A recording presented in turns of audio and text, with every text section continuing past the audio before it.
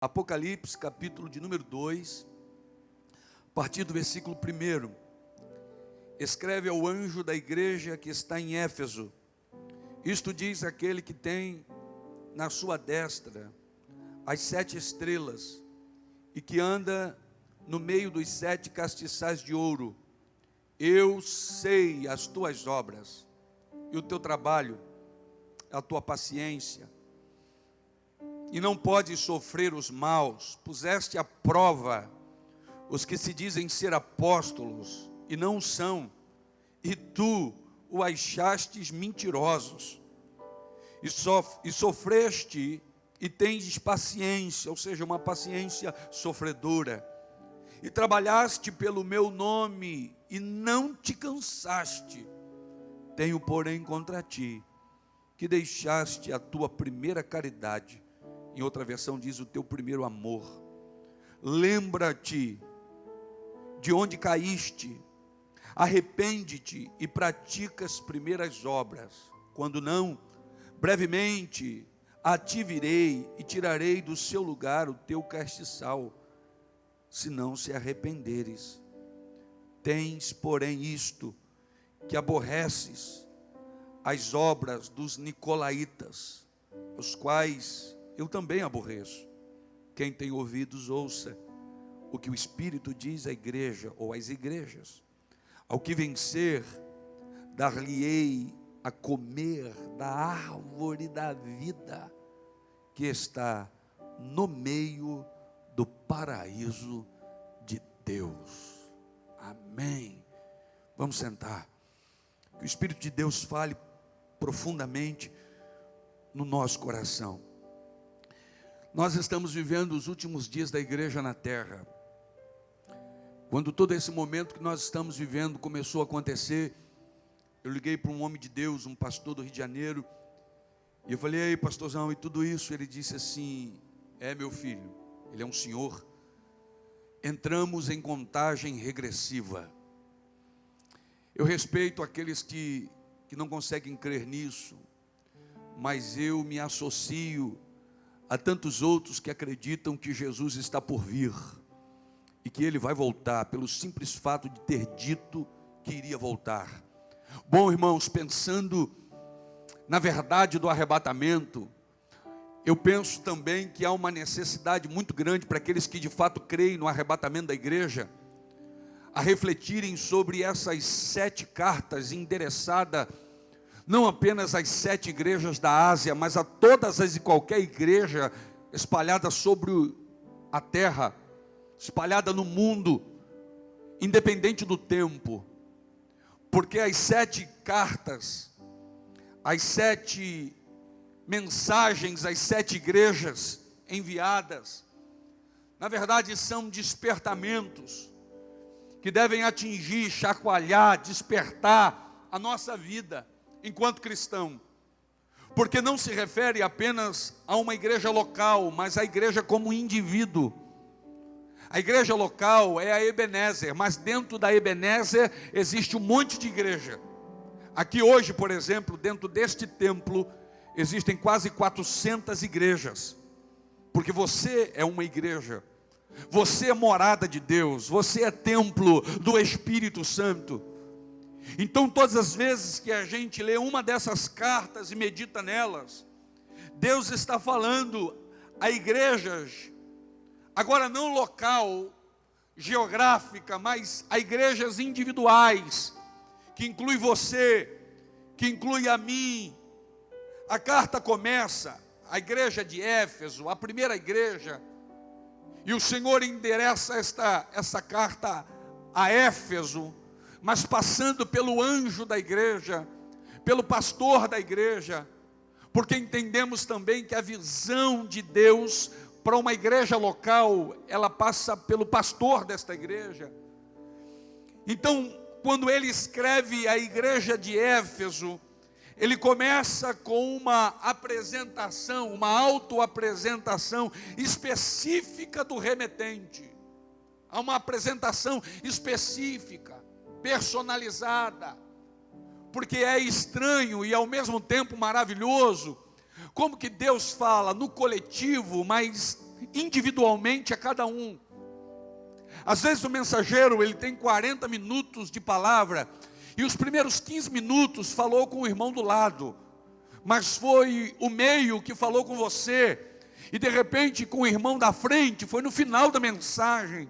Mas Deus tem uma mensagem personalizada, sabe para quê? Porque embora para alguns líderes religiosos, as pessoas que ocupam as cadeiras sejam números, para Deus você é um indivíduo. Ele conhece você por dentro e por fora, o teu pensar, o teu deitar e o teu levantar.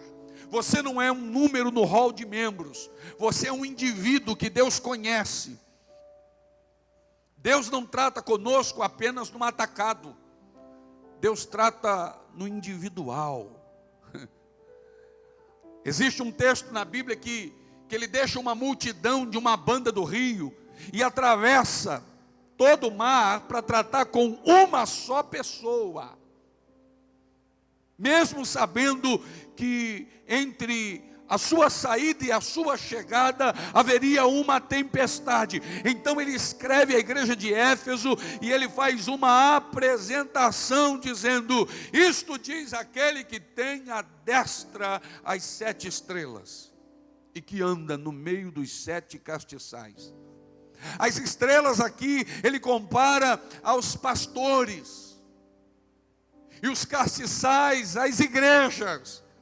Então ele está dizendo, quem está falando aqui é aquele que tem na mão direita os pastores, e que anda no meio das 7 igrejas, traduzindo. E aí é interessante, porque se a gente for parar para estudar, a gente vai concluir que a congregação de Éfeso tivera no passado líderes estelares, como Paulo. Paulo foi um grande líder. Timóteo foi um grande líder que passou pela igreja de Éfeso. Homens de reconhecimento, reconhecidos, de envergadura. E como se não bastasse Paulo e Timóteo, o próprio apóstolo João passou pela igreja de Éfeso. Mas quando o Senhor escreve, ele está dizendo, esses foram homens e mulheres, homens que marcaram. Mas quem está falando com vocês hoje é aquele que tem os pastores na mão direita e que anda no meio das 7 igrejas. Eles são pastores notáveis, mas quem ministra sou eu, quem os conduz sou eu, quem os leva sou eu, quem põe a palavra na boca sou eu. Eu ando no meio das 7 igrejas, e tem um detalhe, eu tenho os pastores na minha mão direita. Aleluia, glória a Deus por isso. Os pastores protegidos, sustentados, guardados, ministrados para ministrar. Irmãos, eu tenho dito isso nesses dias. Ninguém tem nada. Antes de começar esse culto, eu reuni os obreiros ali, pastores, evangelistas, e eu disse, vamos orar, porque nós não temos nada para dar à igreja, a menos que recebamos do céu, a menos que recebamos de Deus. Sabe por quê? Você não produz graça, você consome graça. Você só tem alguma coisa para dar a alguém se recebermos do Senhor, porque nós não temos luz própria, vem de Deus o que temos. Por isso a glória é dele sempre e eternamente. Então ele diz, ei, quem está falando a vocês aqui é aquele que anda no meio da igreja. Eu estou no meio da igreja, eu conheço a igreja, e eu tenho os pastores na minha mão direita. Eu conheço vocês. E aí começa a carta, ele dizendo o seguinte: primeiro, conheço as tuas obras. A igreja de Éfeso era uma igreja operante, era uma igreja atuante. Pense numa igreja de trabalho. É para evangelizar, vamos evangelizar. É obra social, vamos fazer obra social. É para fazer o quê? Estamos sempre dispostos, buscando o reino de Deus e a sua justiça em primeiro lugar. Então ele disse, eu conheço as obras de vocês, sei que vocês são operosos, atuantes, sei que vocês são dispostos. Segunda coisa, ele diz, eu conheço não apenas as obras, mas o trabalho de vocês. Sei que vocês são incansáveis. Imagina, o pastor daquela igreja lendo a carta num culto de ceia, dizendo: gente, olha o que eu recebi do Senhor. Deus está dizendo que nos conhece, e Ele diz que conhece as nossas obras, Ele conhece o trabalho das nossas mãos, e trabalho aqui é labor. Labor traduzido significa trabalhar até a exaustão. Era uma igreja que não economizava. Numa linguagem mais popular, era uma igreja que não fazia corpo mole. Labor, exaustão, trabalhar até entregar tudo.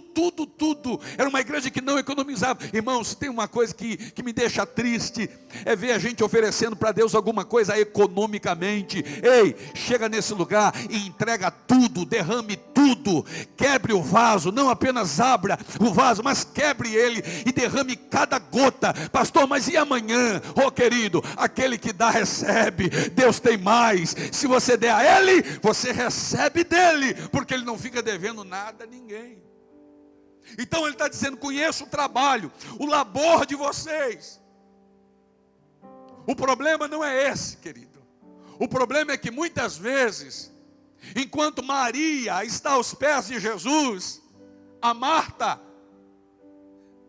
está trabalhando a ponto de morrer para dar a Jesus algo que Ele não pediu. E aqui fica o primeiro ensinamento. Não basta trabalhar, a gente precisa fazer a coisa certa. Existem pessoas que estão cansadas, fadigadas, a ponto de ir à morte, ir ao chão, a pretexto de darem alguma coisa a Deus que Ele não pediu. Quantos de nós comparecemos nos cultos para dar a Deus as nossas preferências e não ao que Ele deseja? É como se eu convidasse você para almoçar na minha casa e preparasse o melhor prato que eu gosto. Conheço as obras de vocês, conheço o quanto vocês trabalham, vocês são incansáveis, vocês trabalham até a exaustão. Conheço a perseverança de vocês. Então pare para pensar, vamos analisar esta igreja. Obra, labor, trabalho e agora perseverança. Conheço o quanto vocês são perseverantes. Perseverança é resistência em meio à tribulação. Era uma igreja que vivia tribulações, era uma igreja que vivia perseguições, era uma igreja que de vez em quando aparecia os falsos mestres. E o Senhor faz elogio dizendo: vocês não toleram os maus, vocês têm discernimento, vocês sabem quem são mentirosos e quem são os meus apóstolos. Vocês rejeitam as obras dos nicolaítas. Então era uma igreja perseguida, era uma igreja que sofria, mas que tinha uma perseverança sofredora, uma paciência sofredora. Vez ou outra alguém me liga dizendo: pastor, eu estou sendo paciente, mas eu estou sofrendo. Então continua, porque a igreja de Éfeso também era assim. Havia uma perseverança sofredora. E o Senhor disse: eu conheço o quanto vocês são perseverantes. Conheço. Eles eram um povo sofredor, que suportava com paciência seus fardos e a labuta sem esmorecer. Pense numa igreja resistente. Vou usar uma linguagem, uma palavra mais atual: resiliência. É como um elástico. Resiliência é isso, que você o estica a ponto de quase romper, mas quando você solta, ele volta à forma original. Isso é resiliência. Às vezes é assim, a perseguição, a prova, ela vai nos esticando, e você diz: eu não vou aguentar, mas daqui a pouquinho isso passa, meu irmão, e quando isso passar, olha você de volta, a forma original, a forma que Deus te deu, a forma antes da tempestade. Porque às vezes, enquanto estamos sendo esticados, algumas coisas vão deformando em nós, e parece que nunca mais vamos ser o mesmo. Isso acontece comigo, isso acontece com você. A gente acha que nunca mais levanta porque caiu, nunca mais se fortalece porque enfraqueceu, mas você é resiliente em Deus. Quando isso passar, você vai voltar sim, e Deus vai colocar um novo cântico na tua boca, uma dança nova nos teus pés, um hino de adoração ao eterno nome de Jesus. Resiliência, perseverança.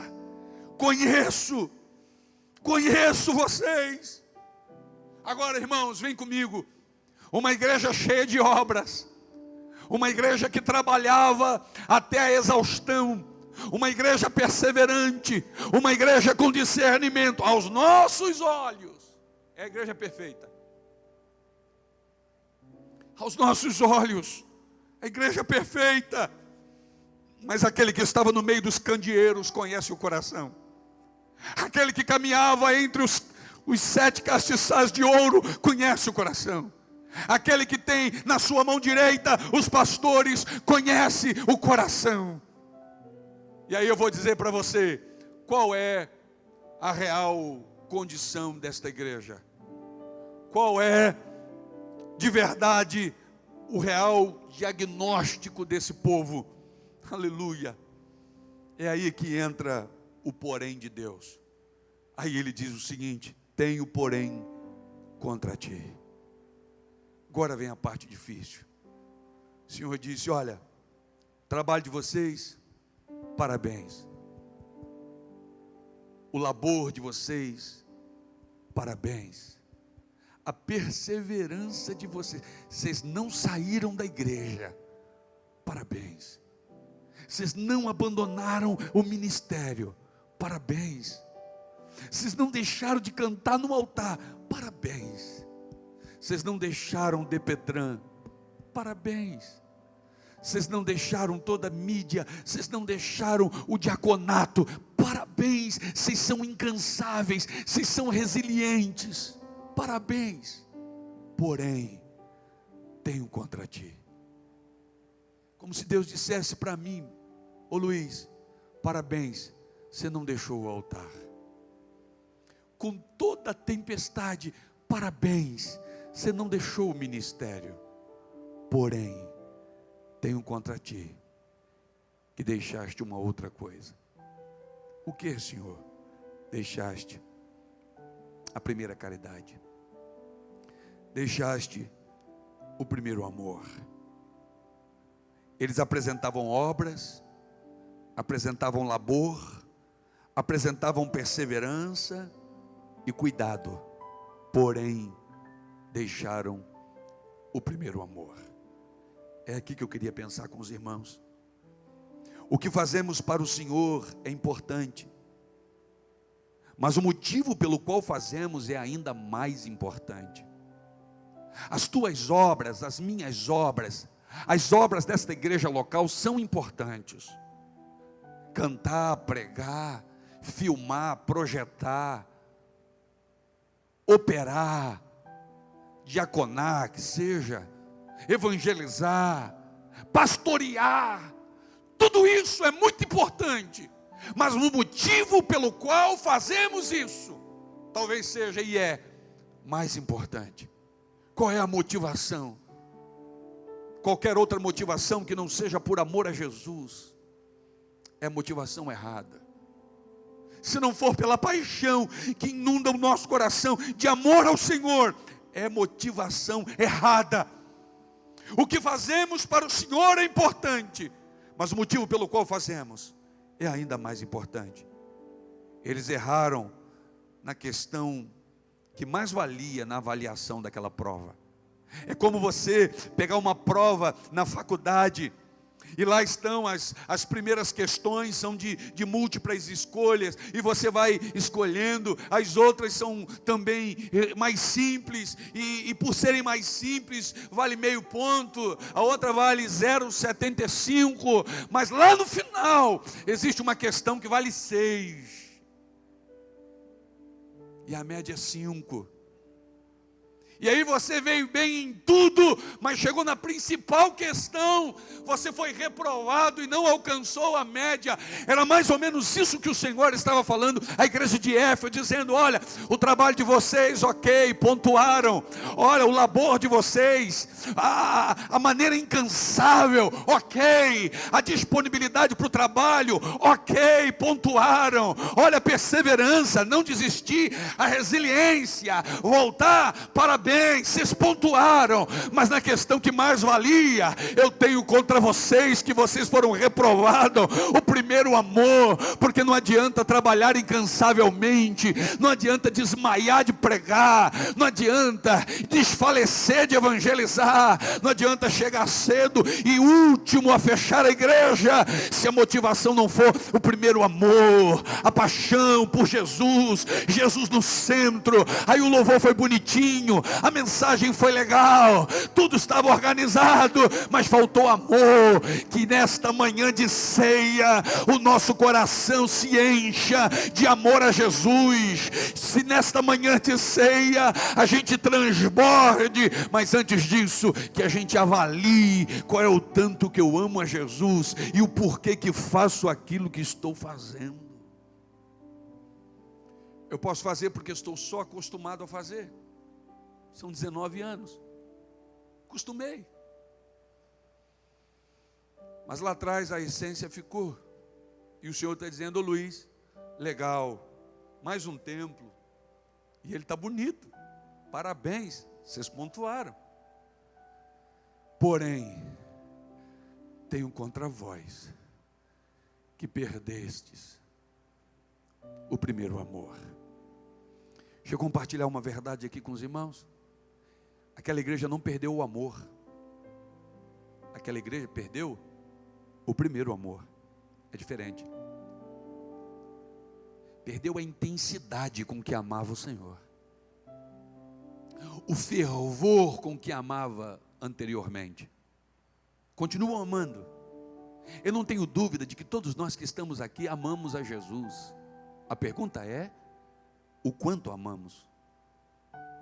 A pergunta é se você conseguiu pelo menos manter, embora a gente cante na igreja há anos: meu amor por ti cresce, quero te amar mais, Senhor. A gente não canta isso? Mas a pergunta é se pelo menos você conseguiu manter o primeiro amor. Tenho porém contra ti que deixaste o primeiro amor. Sabe o que Deus está dizendo para aquela igreja de Éfeso? Vocês já não são como eram no início. E aí eu fico pensando, como se eu estivesse sozinho nessa igreja essa manhã. E eu queria que você pensasse partindo desse princípio. E se Deus estivesse falando com você, dizendo: você me ama como antes? Como é que está o teu amor por mim? Está como antes? Tenho contra vocês, não que vocês tenham deixado de me amar, mas que vocês deixaram o primeiro amor. O fervor com que antes vocês me amavam. A intensidade com que vocês me amavam. Diminuíram a intensidade, perderam o grau de fervor. Pastor, qual é a solução? E o Senhor mesmo diz na carta. Ele resume a solução em 3 verbos. O primeiro verbo é lembrar. Ele diz: lembra. Lembra, há uma solução. Lembra de onde vocês caíram. Não é quando, é onde. Não é um horário, é um lugar. Um lugar na nossa história, um lugar na nossa carreira, um lugar. É interessante que o apóstolo Paulo, no final da sua vida, ele escreve: combati o bom combate, acabei a carreira. Há uma carreira, há um caminho, há uma estrada. Eu guardei a fé. Lembra de onde vocês caíram. Lembrar é aguçar a memória. É isso que o Senhor está dizendo. Deus está dizendo aqui nessa manhã, ó, nessa manhã de ceia: para um pouquinho. Eu sei que vocês trabalham muito. E aí Deus fala forte comigo, porque eu, por natureza, sou proativo. Eu gosto de produzir. Eu gosto de acordar cedo, eu gosto de avançar, só que eu não posso perder a essência. Eu tenho que saber o porquê que eu estou fazendo o que eu estou fazendo, qual é a minha motivação. Produzir por produzir, resposta errada. Produzir para a glória de Deus, resposta certa. Por amor a Jesus, resposta certa. Para que eu quero ganhar pessoas? Para mim, resposta errada. Para Jesus, resposta certa. Para tornar o nome desta igreja célebre na cidade, resposta errada. Para fazer essa cidade ficar apaixonada por Jesus, resposta certa. Xarabacalamas. Por que gastar horas ensaiando depois da EBD, depois da ceia, para a noite apresentar um louvor afinado? Resposta errada. Para ver o céu aberto? Resposta certa. Para que servir ceia? Para durante a semana no mercado alguém te apontar e dizer: ele é diácono da Ebenezer. Resposta errada. Para ser instrumento de Deus para o rebanho, para agradar a Jesus, por amor a Jesus, por fidelidade à chamada. Resposta certa. Tenho porém contra vocês. Não é o vosso trabalho, não é a vossa perseverança, é o vosso amor. Vocês já não me amam como antes. Era como se que Jesus estivesse dizendo: olha, eu sou o mesmo, eu continuo amando vocês como no início, mas eu sinto que vocês já não me amam como antes. Alguma coisa mudou aí, porque eu ando no meio da igreja e eu conheço o coração de vocês. Eu ando no meio dos 7 castiçais. Então lembra, memória, reflexão, que esta manhã isso aconteça aqui. Ele estava dizendo: olha, crie uma pausa, porque ninguém dá para ficar lembrando no ativismo da vida. Quantos de nós aqui já não precisou de um tempo? Você disse para alguém: olha, eu estou precisando de um tempo para pôr minha cabeça no lugar. Estou precisando de um tempo para mim, para refletir. Estou precisando de um tempo. É isso que ele está dizendo. Vocês trabalham como loucos. Dá uma pausa e lembra de onde caíste. Lembra em que momento foi o primeiro passo em falso de vocês. É lá que começou. Então o primeiro verbo é lembra. Onde é diferente de quando. Não é quando, é onde. Qual foi o lugar? Em que momento da tua vida?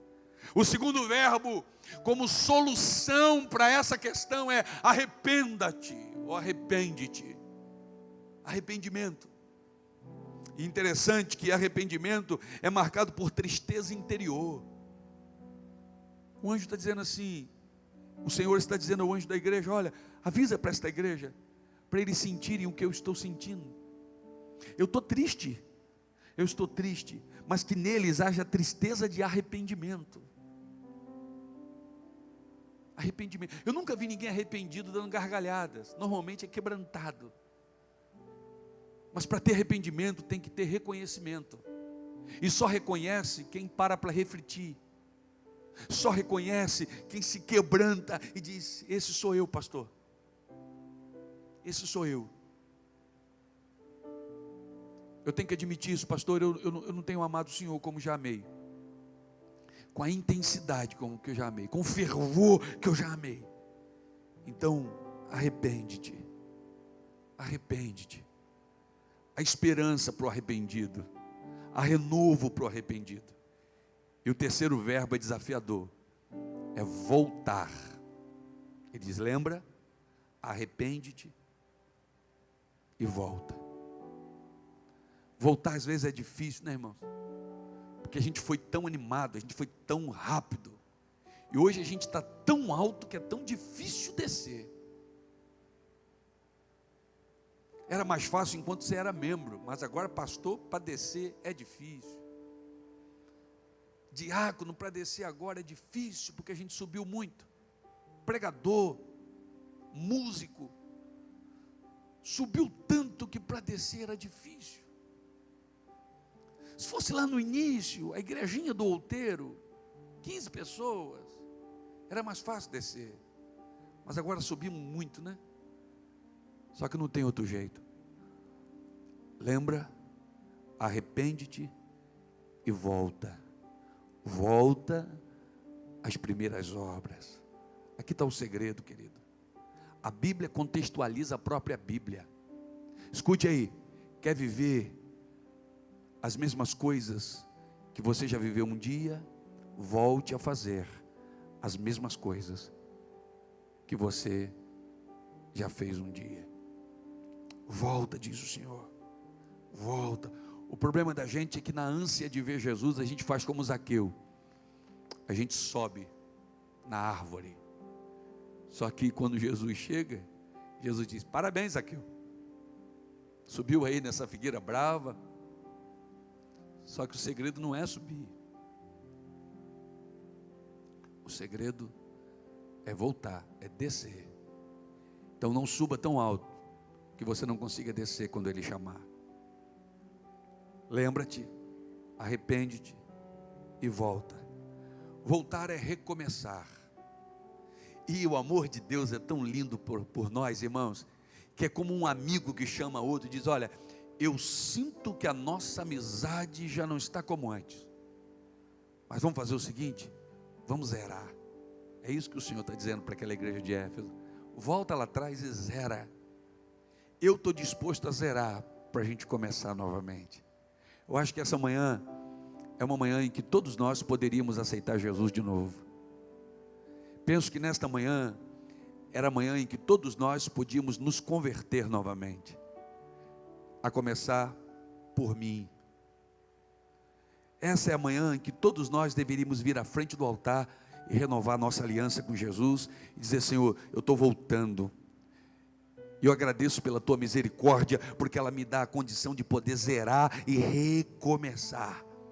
Isso significa voltar passo a passo, até chegar ao lugar onde caiu, até chegar ao lugar onde nós demos o primeiro passo em falso, é voltar lá atrás.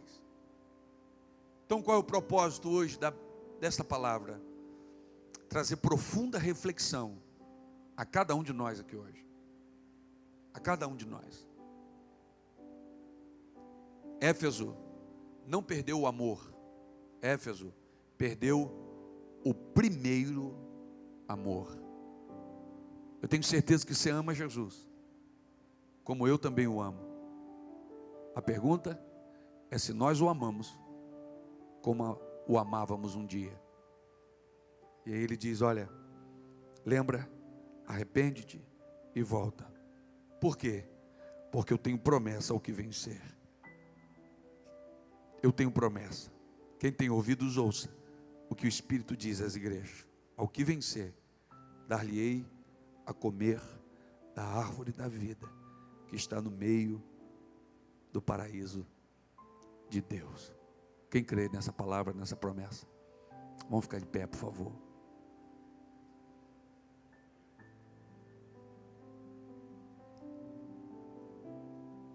Eu me preocupo tanto comigo, porque eu não posso preocupar-me com a igreja sem antes preocupar comigo. Porque não se preocupar comigo é também não me preocupar com a igreja.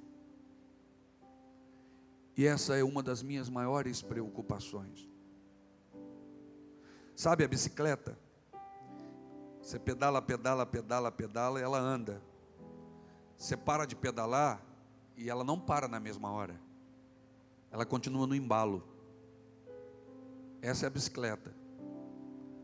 Só que ela não vai ficar no embalo a vida inteira. Daqui a pouquinho, ela vai parar. O perigo da gente é esse. A gente vem com Jesus, a gente vem com Jesus, a gente vem com Jesus, e daqui a pouquinho a gente deixa Jesus. E parece que ter deixado Jesus não mudou nada, porque embora deixamos, a gente continua indo para frente. Mas é só por um período de tempo. Deixaste o primeiro amor. Vocês são resilientes, vocês são fervorosos, vocês são trabalhadores incansáveis. Porém, tenho contra vocês que vocês, eu não, vocês, embora vocês não me chamem mais de paizinho, eu continuo chamando vocês de filhinhos, porque eu continuo os amando como sempre amei. Ah, Senhor, nos ajude nessa profunda reflexão nesta manhã, que não sejamos uma igreja apenas que trabalha por trabalhar, só pelo fato de produzir, mas que a motivação certa. Ó Pai, quantas vezes na Bíblia nós temos exemplo de pessoas que foram motivados de forma errada. A Torre de Babel, construamos uma torre que toque os céus e tornemos o nosso nome célebre. Houve confusão de línguas, Pai, e tudo veio ao chão, porque nenhum projeto subsiste a menos que seja para a glória do Teu nome, movido por amor ao Senhor.